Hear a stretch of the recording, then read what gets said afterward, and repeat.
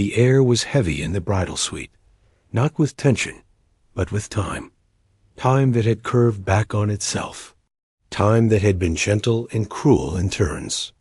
Ava sat in front of the mirror, her wedding gown hugging her frame with elegance.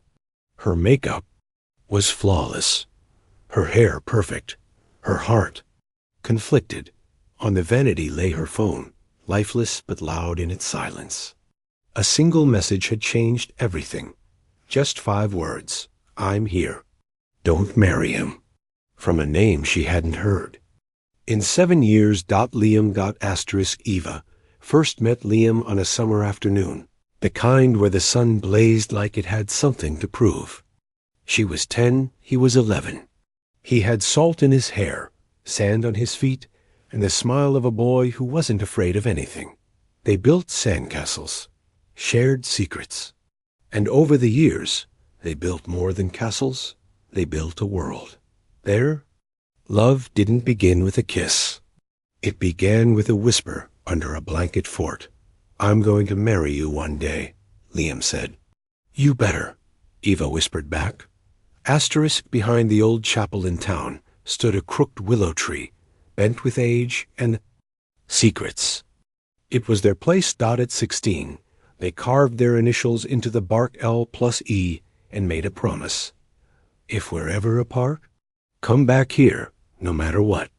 Liam gave her a shell that day, a small, white one, shaped like a heart. Whenever you miss me, hold this. I'll feel it. Eva wore it around her neck for years. Liam's father was in the military. One night, without warning, they packed up and left town. No proper goodbye. No time to explain. Eva waited by the willow every day for weeks. Then months. Letters came for a while, full of stories, longing, and promises. But then, silence. One day, the letters just stopped. Her heart cracked, but didn't shatter. She held on to hope, until even hope got tired. She never found out what happened. Eva grew up. She learned to smile again, though the edges were softer now. The shell necklace stayed in her drawer, too painful to wear, too precious to throw away. Moved to the city, found a job in publishing, and lived a quiet, beautiful life filled with books, tea, and dreams she no longer dared to say out loud. And then came Daniel. He was everything Liam wasn't: grounded, practical, warm in a quiet way. He met her at a bookstore event and courted her like a gentleman from another era. She didn't fall head over heels, but she fell, gently, and she said yes. On. The night before her wedding, Eva had a dream. She was under the willow tree. It was raining. She heard footsteps, but didn't turn around. She whispered, "You're late." A voice, achingly familiar, replied, "I know." She woke up crying. Her mother thought it was just nerves. Her friends thought it was stress. But Eva knew what it was.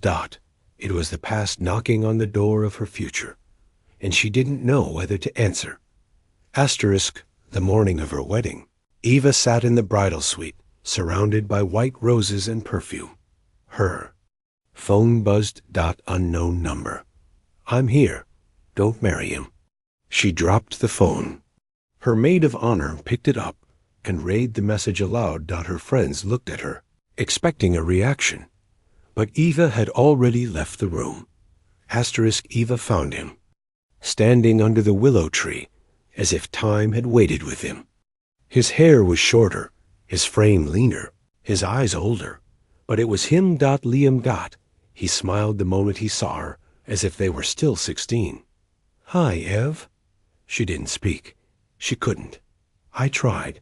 I wrote every week. I never stopped, but... He paused. My mom... She was sick. She thought I needed to move on. She hid the letters. All of them.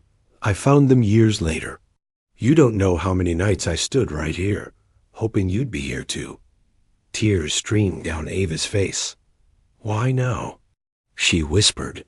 Because I couldn't let you marry someone else without telling you, my heart still belongs to you.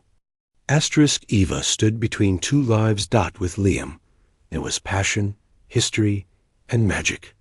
With Daniel, there was safety, kindness, and a love that had never hurt her. She left Liam without a word. She had a ceremony to attend. Inside the church, Daniel waited, with a calm, trusting smile. As she walked down the aisle, her steps slowed. Every step felt like betrayal, not of Daniel, but of herself. The priest began, "Do you, Eva, take this man?"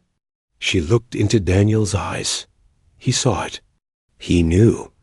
"I'm sorry," she whispered, and the room fell silent. Asterisk Daniel didn't fight. He didn't shout.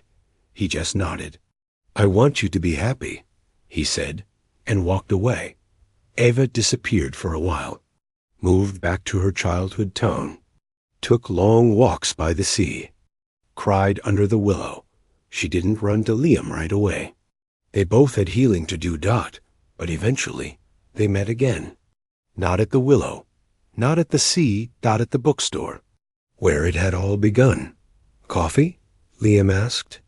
"Every day," she smiled. Asterisk a year later, under the willow tree, Liam kissed Eva again. This time, no promises, no carved initials. Just the soft certainty of two hearts that had finally found their way home. She wore the shell necklace again, because sometimes love isn't about how fast it finds you. It's about how deep it grows when you let it come back. Asterisk